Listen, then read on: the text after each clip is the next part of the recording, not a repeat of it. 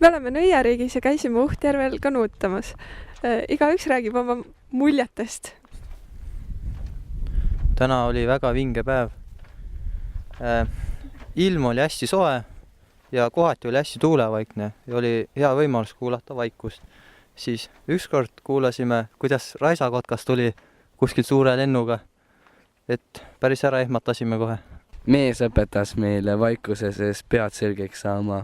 Ja tundus huvitav see, kuidas ta rääkis, et kui istud öösel puu otsas, et siis nagu mõttemaailm muutub ja kuuled linnuhäält ja hakkad hoopis teistmoodi mõtlema.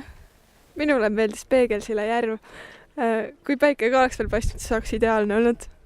Järvel kanuutamine hoopis midagi muud kui seda on jõel kanuutamine, sest järv nagu ümbritseb kogu seda veekogu. Kuulsime, kuidas linnud siristasid.